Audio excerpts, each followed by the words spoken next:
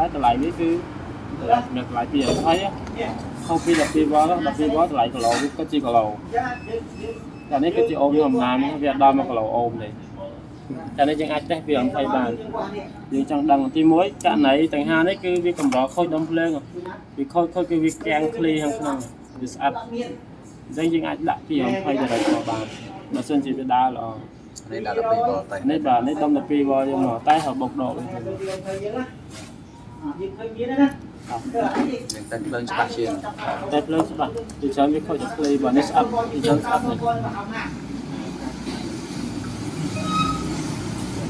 មនេះ